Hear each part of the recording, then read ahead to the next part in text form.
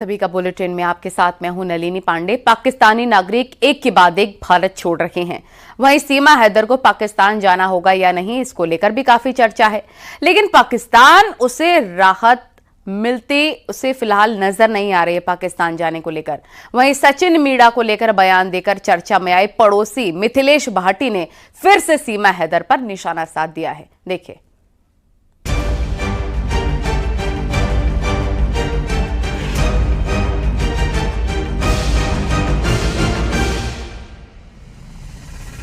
सीमा की पड़ोसी मिथिलेश भाटी फिर भड़की।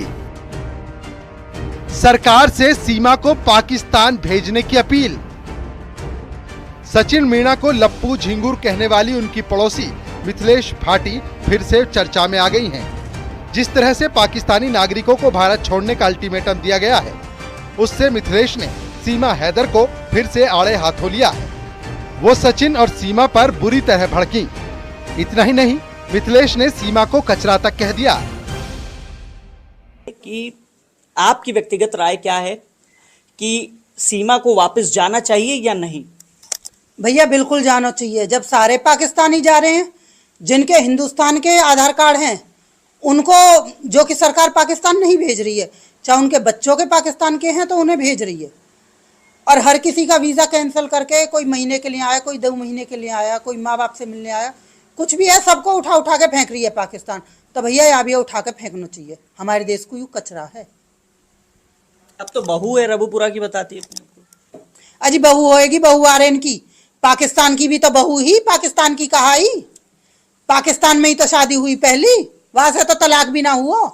जैसी आके आने रबूपुरा में शादी करी है, ऐसी तो रोज टूटे हैं आज के, और रोज घूमे हैं। सोशल मीडिया पे देखो कितनी शादी है रही है ऐसे तो। सीमा हैदर समय समय पर अपने वीडियो जारी करती हैं। वो खुद को हिंदू बताने के साथ सभी त्योहार मनाती हैं। मिथिलेश ने इसे सीमा हैदर का ड्रामा बताया है। उसका कहना है कि कोई भी पाकिस्तानी भारत के बारे में अच्छा नहीं सोच सकता, इसीलिए उसे उसके मुल्क भेज देना चाहिए। तन की एक बात, वह नागरिकता पाने को यूं जय श्री राम के नारे भी लगाएगी, हिंदू धर्म भी अपनाएगी, सारी संस्कृति भी करेगी, लेकिन हमारे हिंदू धर्म में यो ना लिख रही के बेडरूम में आप मंदिर बना लो। हमारे हिंदू धर्म में यो ना लिख रही के बेडरूम में तुम भगवानन के पर्दा टांग लो। और फिर दूसरी बात, जानकारी कहाँ से आ रही, ये तो कुछ जाने ना। जो एपी सिंह भैया हमारा बैठो है, वो हर चीज की जानकारी दे रहे हो है। अब जानकारी ना दी एपी सिंह ने, इतनी बड़े दुखते गुजर रहे हो हिंदुस्तानी। हर हिंदुस्तानी है दुख है, हर हिंदू है दुख है, हर मुसलमान है दुख है। सब वीडियो बना रहे हैं सोशल मीडिया पे, देखो हीरो हो हीरोइन हो, सब वीडियो बना बना के डाल रहे हैं। कहाँ गए भाई? अब राय ना दी एपी सिंह ने कि सीमा हैदर तू भी बना के डाल दे वीडियो। 2 साल पहले सीमा हैदर अवैध तरीके से भारत में दाखिल हुई। यहाँ आकर वो ग्रेटर नोएडा में सचिन मीणा के साथ रहने लगी। सचिन के साथ उसने शादी भी की और अभी हाल ही में उसने एक बच्ची को भी जन्म दिया है। हालांकि सीमा का पहला पति इस शादी को अवैध मानता है। हाल ही में उसने एक वीडियो जारी किया था, जिसमें वो सीमा और उसके वकील के खिलाफ कई अपशब्दों का इस्तेमाल करता हुआ दिखा। उसने भी भारत सरकार से अपने 4 बच्चों को वापस पाकिस्तान भेजने के साथ सीमा को जेल में डालने की अपील की है। अगली ना 22 तारीख को झंडा फहराया हो, क्या हो हमारे यहाँ पे कोई बताए? क्या ये पाकिस्तानी ने इशारों कर रही क्या कर दो हमला? है क्या चीज? हमारे यहाँ पे तो 26 जनवरी ना 15 अगस्त तो या यूं कैद में ही जाको झंडा फहरा रही है। आजाद हुई है क्या 22 तारीख को? हो क्या कोई 22 तारीख को? यूं तो पूछे जाते नालायक थे। क्या हो 22 को? इतने शहीद हुए, उनके दुख में तूने झंडा फहराया है क्या? उन्हें श्रद्धांजलि दी है? क्या किया हुआ तूने? क्यों फहराया हो? आपको वीडियो कहाँ मिल गया? मैंने यहाँ की आईडी चेक करी आज, वैसे ही मैंने की देखूं तो सही क्या चल रहा है, क्योंकि हर न्यूज वाले हो कह कुछ डल नहीं रहा, कुछ डल नहीं रहा। मैंने कि मैं देखूं शायद मुझे कुछ मिल जाए। सूत्रों के हवाले से ये खबर भी है कि फिलहाल सीमा को राहत मिलती दिख रही है, क्योंकि सीमा का नाम उन लोगों की लिस्ट में शामिल नहीं है जिन्हें पाकिस्तान भेजा जा रहा है। सीमा हैदर ने भारतीय नागरिकता की अपील भी की है, लेकिन अभी तक इस पर फैसला नहीं लिया गया है। सीमा के भविष्य का क्या होगा ये कुछ वक्त बाद ही पता चल जाएगा, लेकिन सीमा तनाव में जरूर दिख रही है। ग्रेटर नोएडा से न्यूज़ 18 के लिए हिमांशु शुक्ला की रिपोर्ट।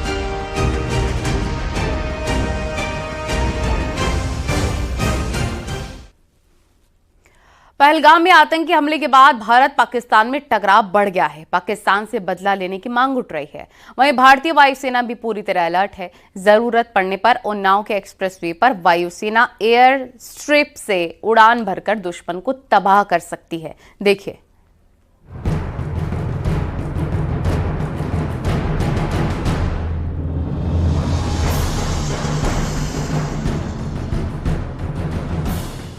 पहलगाम में आतंकी हमले के बाद पाकिस्तान ने अपने लिए मुसीबत मोल ले ली है। तेजी से बदलते घटनाक्रम में भारत क्या एक्शन लेगा, इसको लेकर पाकिस्तान में काफी डर का माहौल है। थल सेना हो, वायु सेना हो या फिर नेवी, तीनों अलर्ट पर हैं। किसी भी वक्त बड़ा एक्शन लिया जा सकता है। पाकिस्तान लगातार गीदड़ भभकी दे रहा है।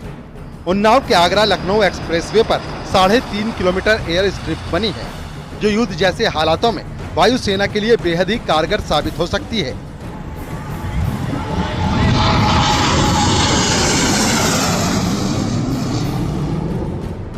इस एयर स्ट्रिप पर 3 बार एयरफोर्स के जाबाज सुखोई, जगुआर, मिराज मालवाहक विमान को लैंड और टेक ऑफ करा चुके हैं। हम इस समय उन्नाव के खम्बौली गांव में, जहां पर लखनऊ आगरा एक्सप्रेसवे में यहां एयर स्ट्रिप बना हुआ, ये 3.5 किलोमीटर का एयर स्ट्रिप है, जहां पर वायुसेना समय समय पर अभ्यास करती रही है। आपको बता दें कि यहां पर मिराज, सुखोई, हरकुलिस और MiG-17 जैसे यहाँ पर जो विमान है उनका टच डाउन किया जा चुका है। यानी कि अगर किसी भी विषम परिस्थिति में अगर कोई समस्या आती है एयरवेज पर, तो इन स्ट्रिप का उपयोग यहाँ पर विमानों के लिए किया जा सकता है। निश्चित तौर पर ये 3.5 किलोमीटर लंबी एयर स्ट्रिप वायुसेना के लिए मददगार साबित हो सकती है। बांगरमऊ कोतवाली क्षेत्र के खम्भौली गांव के सामने ये एयर स्ट्रिप बनी हुई है। इस एयर स्ट्रिप का उद्देश्य युद्ध के दौरान एयरबेस को निशाना बनाए जाने पर लड़ाकू विमानों को एक्सप्रेसवे पर उतारकर पड़ोसी दुश्मन मुल्क पर वार करना है।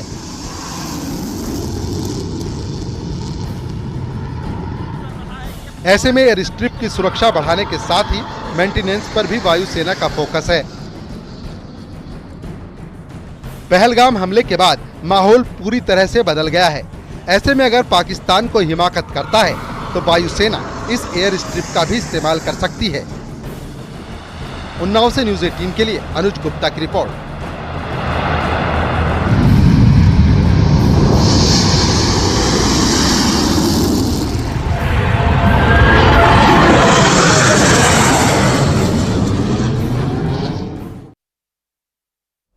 और अलीगढ़ जैसा मामला गोंडा से सामने आया। दावा है कि यहां एक महिला अपने होने वाले दामाद के साथ फरार हो गई। दोनों ने शादी रचाई और गोंडा से भाग गए। महिला के परिजनों ने पुलिस में शिकायत दर्ज कराई है।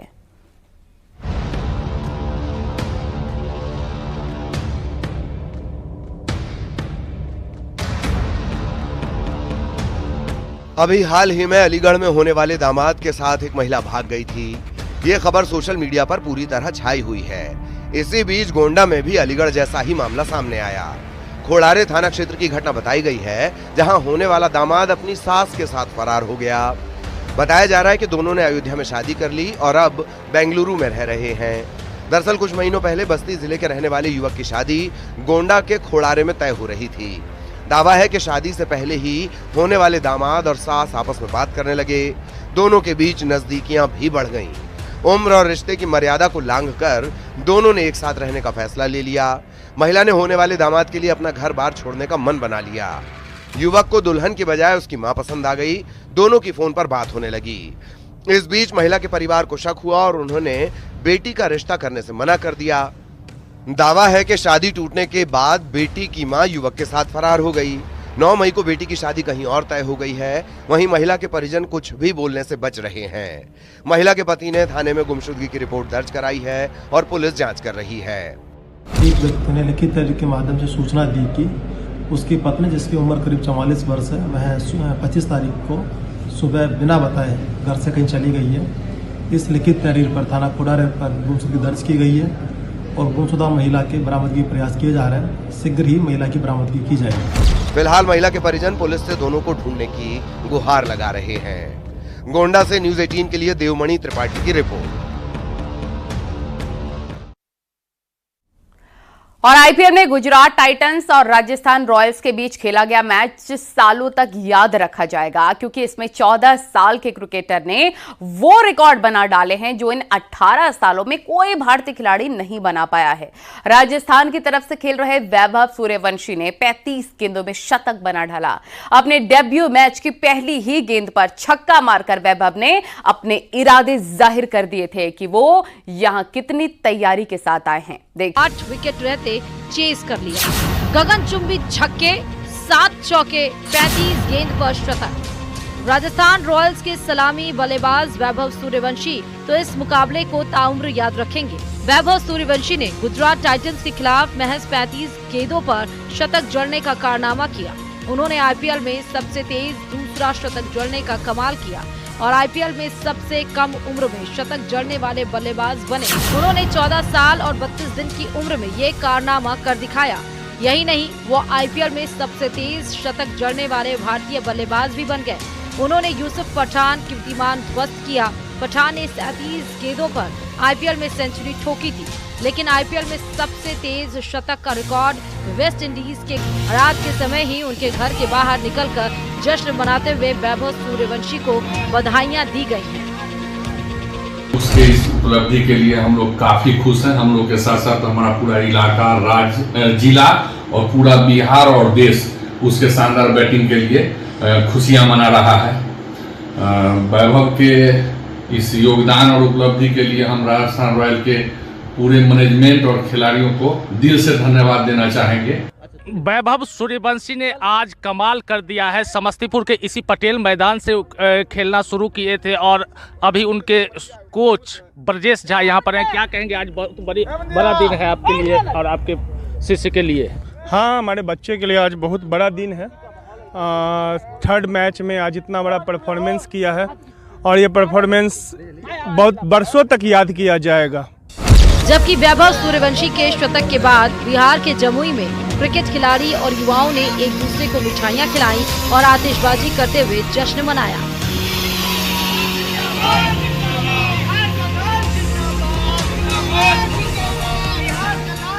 11 छक्का लगा करके जिस तरह से वैभव रघुवंशी ने 35 गेंदों में शतक जड़ा, इससे साबित होता है कि एक बिहारी 100 पर भारी। फिलहाल वैभव की पारी की बदौलत आरआर यानी राजस्थान रॉयल्स ने इस बड़ी जीत के साथ प्ले ऑफ की दौड़ में खुद को जिंदा रखा है। अब उनका अगला मुकाबला 1 मई को मुंबई इंडियंस से है। Bureau report, news 18 Rajasthan. Ayodhya में राम मंदिर के शिखर पर 42 फीट ऊंचाई वाले ध्वज दंड की स्थापना कर दी गई है। पुरोहित और पदाधिकारियों की मौजूदगी में मंत्रोच्चार के साथ ध्वज दंड की स्थापना की गई।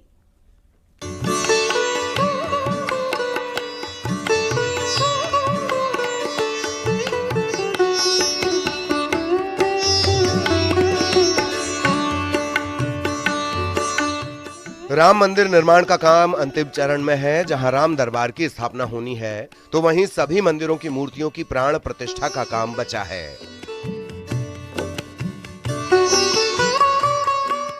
मंदिर के प्रथम तल के साथ मंदिर का शिखर निर्माण पूरा हो चुका है और इसी बीच राम मंदिर के शिखर पर वैदिक मंत्रोच्चार के साथ 42 फीट ऊंचे ध्वज दंड को स्थापित कर दिया गया है।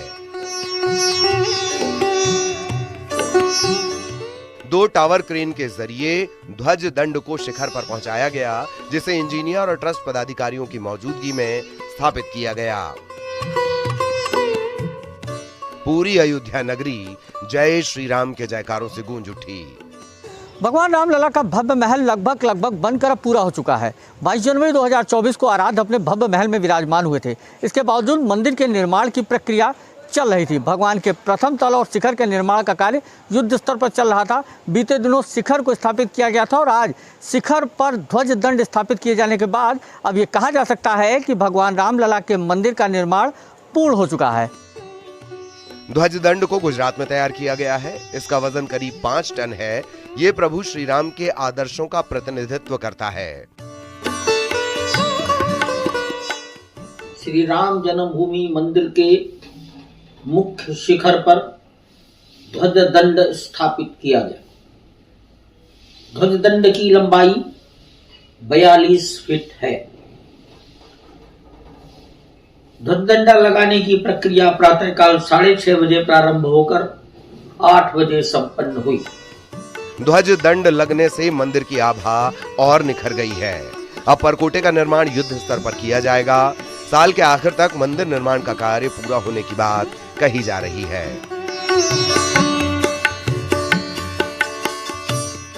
अयोध्या से न्यूज़ 18 के लिए निमिष गोस्वामी की रिपोर्ट।